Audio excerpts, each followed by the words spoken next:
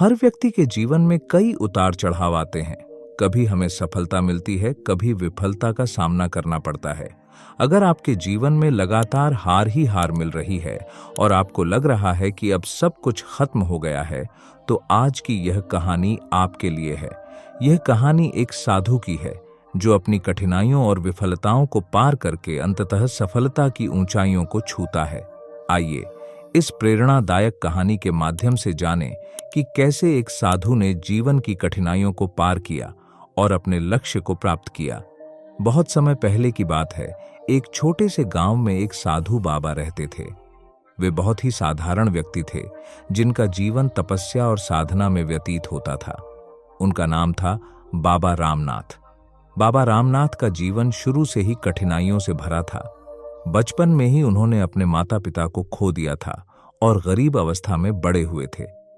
जब भी वे किसी काम को शुरू करते, उसमें विफलता ही मिलती। हालांकि उनका मनोबल कभी नहीं टूटा। साधु बाबा रामनाथ ने अपनी तपस्या और साधना को जारी रखने का निर्णय किया। उन्होंने सोचा कि शायद यही उनकी किस्मत है। लेकिन जब उनकी कठिनाइयां बढ़ने लगीं, तो उन्होंने सोचा कि उनके जीवन में कुछ गलत चल रहा है। उन्होंने अपने गुरु से मार्गदर्शन प्राप्त करने का निश्चय किया।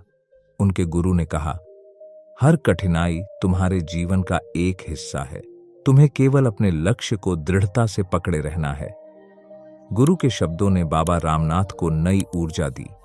उन्होंने सोचा कि वे अब हर चुनौती का सामना करेंगे और अपने जीवन में सफलता प्राप्त करेंगे। उन्होंने अपने साधना और तपस्या को और भी कठिन बना दिया। वे दिन रात केवल एक ही उद्देश्य के लिए काम कर रहे थे, जीवन में किसी भी स्थिति का सामना करना और सफलता प्राप्त करना। साधु बाबा रामनाथ ने कई वर्षों तक कठिन तपस्या की। उन्होंने कठिनाइयों के बावजूद कभी भी अपने मार्ग से विचलित नहीं हुए।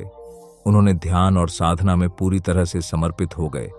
उनकी तपस्या का एक हिस्सा यह था कि वे अपनी हर हार को एक सबक मानते और उससे कुछ न कुछ सीखते।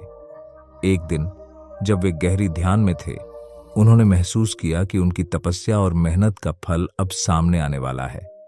वे हर दिन अपने भीतर एक नई ऊर्जा महसूस करते और उन्हें लगता कि सफलता की ओर एक कदम और बढ़ चुके हैं। साधु बाबा रामनाथ की तपस्या का फल अब सामने आने लगा था। एक दिन गांव में एक बड़ा पर्व मनाया जा रहा था और वहां एक महत्वपूर्ण आयोजन होने वाला था। आयोजन के प्रमुख व्यक्ति ने बाबा रामनाथ से पूछा, आप हमारे इस पर्व का हिस्सा बनना चाहते हैं?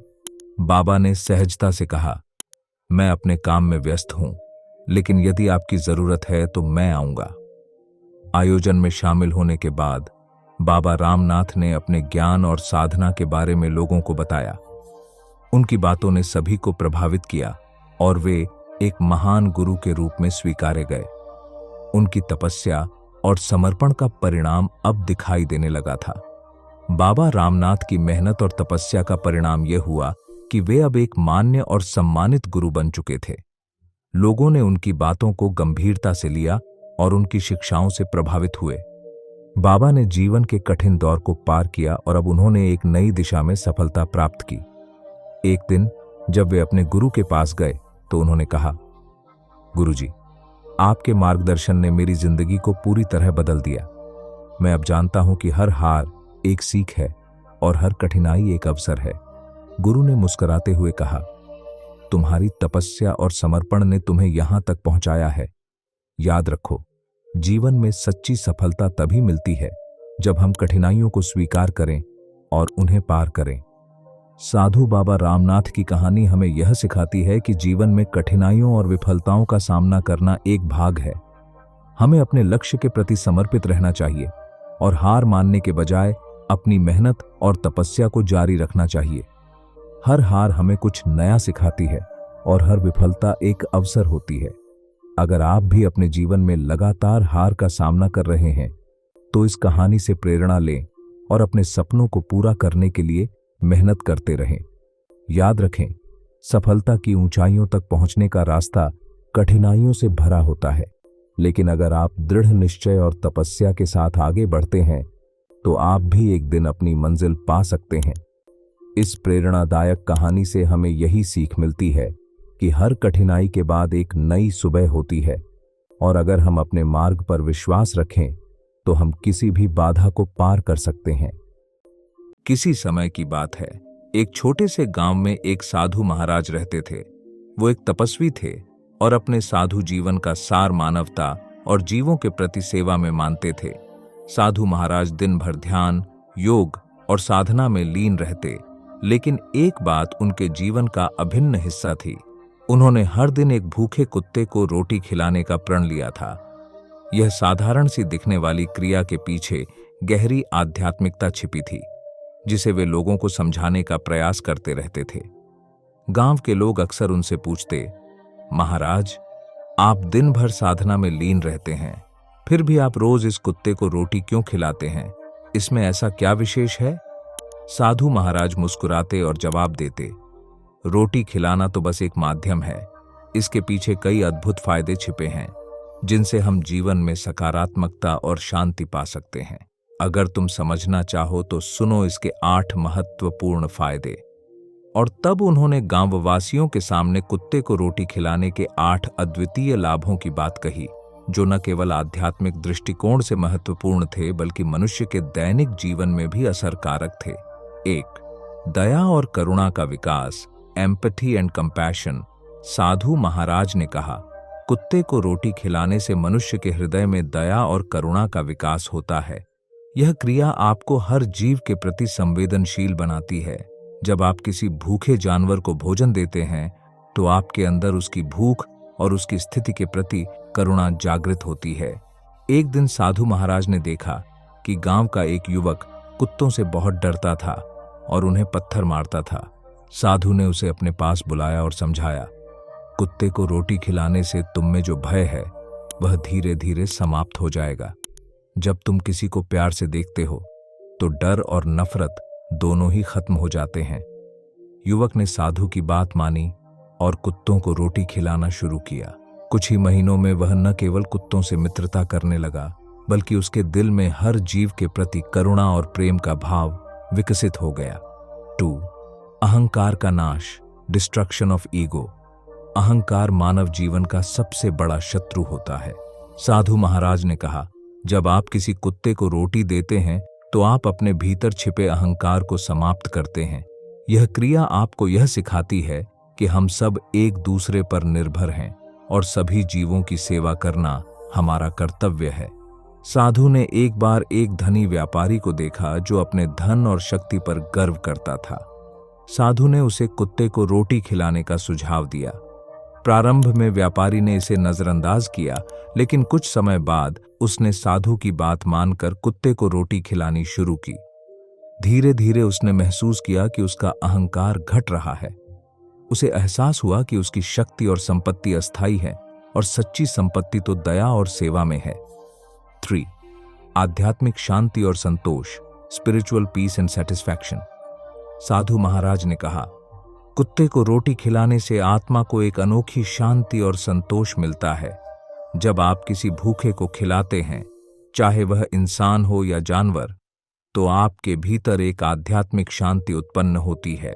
एक किसान रोज मेहनत करता था, लेकिन उसे अपनी मेहनत का पूरा फल नहीं मिलता था। वह हमेशा असंतुष्ट और अशांत रहता था।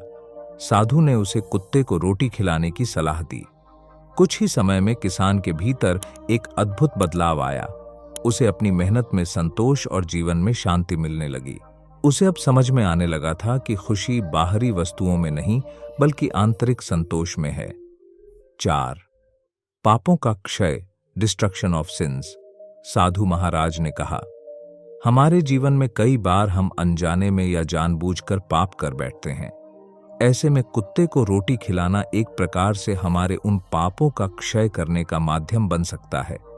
गांव में एक आदमी था जो अपने पिछले कृत्यों के कारण हमेशा पछताता था। उसने कई गलत काम किए थे और उसे लगा कि अब उसके पापों का कोई प्रायश्चित नहीं हो सकता। साधु ने उसे विश्वास दिलाया कि कुत्ते को नियमित रूप से भोजन देने से उसका मन शुद्ध होगा और उसके पापों का क्षय होगा। उसने साधु की बात मानी और कुत्ते को रोटी खिलाना शुरू किया। समय के साथ उसे अपने भीतर शांति और आत्म मुक्ति का अनुभव हुआ। 5. धन और समृद्धि की प्राप्ति, वेल्थ एंड प्रॉस्पेरिटी। साधु महाराज ने यह भी कहा कि कुत्ते को रोटी खिलाने से धन और समृद्धि का आगमन होता है। यह एक अदृश्य शक्ति का कार्य है जो आपसे जुड़ती है और आपके जीवन में समृद्धि का संचार करती है। एक गरीब व्यक्ति साधु महाराज के पास आया और बोला, महाराज, मेरे पास कुछ भी नहीं है, मैं बहुत गरीब हूं, कृपया मुझे कुछ ऐसा बताइए जिससे मेरी गरीबी दूर हो सके। साधु ने उसे कुत्ते को रोटी खिलाने की सलाह दी। उसने रोज रोटी खिलानी शुरू की और धीरे धीरे उसके जीवन में समृद्धि आने लगी। उसकी आर्थिक स्थिति बेहतर होने लगी और उसने महसूस किया कि जब वह दूसरों की सेवा करता है तो उसका अपना जीवन भी संवरने लगता है। 6. पारिवारिक सुख शांति, फैमिली हार्मनी एंड हैप्पीनेस। साधु महाराज ने कहा, कुत्ते को रोटी खिलाने से परिवार में सुख शांति आती है। यह एक ऐसी आदत है जो आपके परिवार के सदस्यों के बीच प्यार और समझ का वातावरण बनाती है। गांव में एक परिवार था जिसमें हमेशा झगड़े होते रहते थे। साधु महाराज ने उस परिवार के सदस्यों से कहा कि वे मिलकर रोज एक भूखे कुत्ते को रोटी खिलाएं।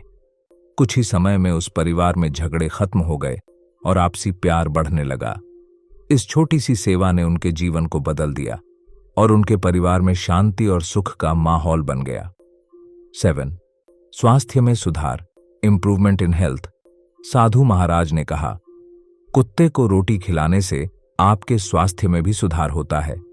जब आप सेवा और परोपकार करते हैं तो आपके शरीर में सकारात्मक ऊर्जा का प्रवाह होता है जो आपके मानसिक और शारीरिक स्वास्थ्य को मजबूत बनाता है। गांव में एक वृद्ध व्यक्ति था जो हमेशा बीमार रहता था। साधु ने उसे सुझाव दिया कि वह कुत्ते को रोटी खिलाना शुरू करे। उसने साधु की बात मानी और उसे जल्द ही अपने स्वास्थ्य में सुधार दिखने लगा। उसकी ऊर्जा और उत्साह पहले से कहीं अधिक बढ़ गए थे और वह खुद को अधिक स्वस्थ महसूस करने लगा। 8 कर्मों का फल, reaping the fruits of Karma.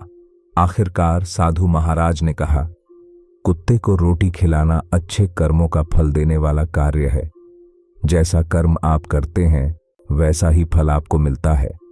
जब आप एक भूखे जानवर को खाना खिलाते हैं तो आप निस्वार्थ भाव से एक ऐसा कर्म कर रहे हैं जिसका फल आपको किसी न किसी रूप में अवश्य मिलेगा।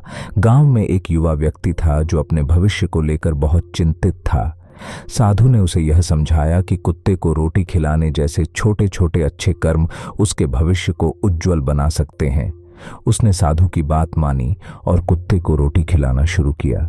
धीरे धीरे उसके जीवन में अच्छे अवसर आने लगे और उसे जीवन में सुखद अनुभव प्राप्त होने लगे।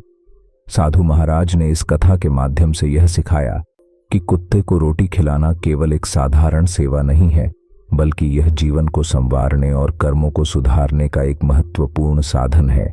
जब हम किसी भूखे जीव को भोजन देते हैं तो हम न केवल उसकी भूख मिटाते हैं, बल्कि अपने भीतर करुणा, दया, संतोष और शांति के गुणों का विकास करते हैं।